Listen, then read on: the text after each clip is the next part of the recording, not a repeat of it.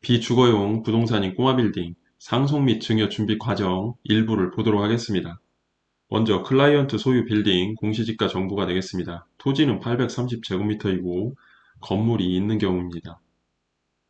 2004년에 신축을 하면서 공시지가는 제곱미터당 97만원이었고 이 부분이 2023년도에 평가를 해보면 공시지가 제곱미터당 220만원이 되었습니다.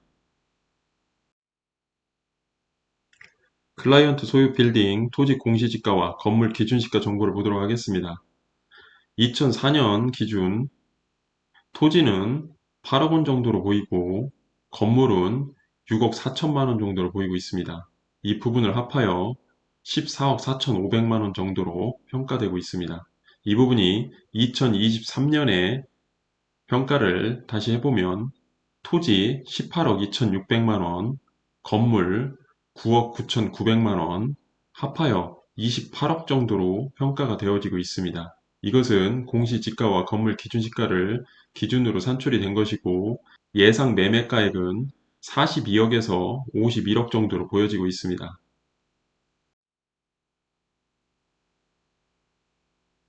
상속세 재원 마련 내용 보도록 하겠습니다. 해당 클라이언트는 부동산 보유 비중이 높아 순간 움직일 수 있는 현금자산 부족으로 인하여 금융상품을 통한 상속재원 마련이 시급한 경우가 되겠습니다.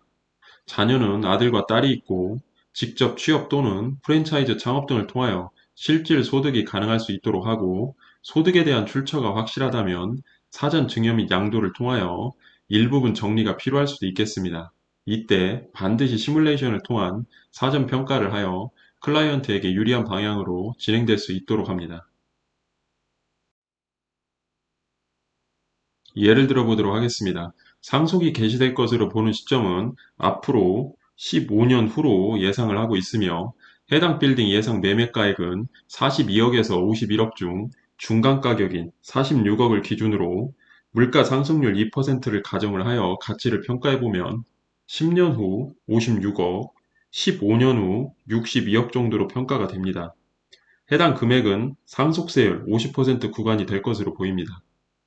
단순하게 일괄공제 5억, 배우자공제 5억을 적용하여 산출된 상속세는 23억에서 24억 정도가 될 것으로 보입니다. 만약 아들과 딸에게 해당 빌딩 중 5억 원씩 각각 증여를 한다면 아들과 딸 5억 마이너스 5천만 원 계산을 하면 4억 5천만 원 곱하기 20% 마이너스 1천만 원 계산을 하면 8천만 원 곱하기 2명 계산을 하면 1억 6천만 원이 나옵니다. 신고세 공제는 적용하지 않았습니다. 만약 배우자에게도 증여를 한다면 6억까지는 증여세가 없습니다. 해당 빌딩을 다시 평가를 해보면 10년 후 37억, 15년 후 40억 정도로 평가가 됩니다. 해당 금액은 상속세율 50% 구간이 될 것으로 보입니다. 단순하게 일괄공제 5억, 배우자공제 5억을 적용하여 산출된 상속세는 15억에서 16억 정도가 될 것으로 보입니다. 일부 사전 증여를 하고 난 결과는 기존 상속세 23, 4억에서 17, 8억 원으로 줄어들 것으로 보입니다. 해당 결과는 모든 상황에서 일반화할 수는 없습니다. 단순하게 이해를 돕기 위한 내용이고 실제 컨설팅 과정에서는 고려해야 할 사항이 많이 있습니다. 증여 후 10년 이내 사망 시 상속 재산에 다시 가산될 수 있고 경우에 따라서는 상속공제를 받을 수가 없고 상속인이 누구인지에 따라 모두 다를 수가 있습니다. 주의하셔야겠습니다. 현재 부동산 보유 비중이 높다면 반드시 사전 준비가 필요할 것으로 보입니다. 관련법 내용은 상황에 따라 달라질 수가 있습니다. 시점별 확인이 반드시 필요합니다. 해당 내용은 단순한 예시일 뿐 상황에 따라 모든 내용들은 달라질 수 있기 때문에 반드시 상담을 통한 판단이 필요할 것으로 보입니다.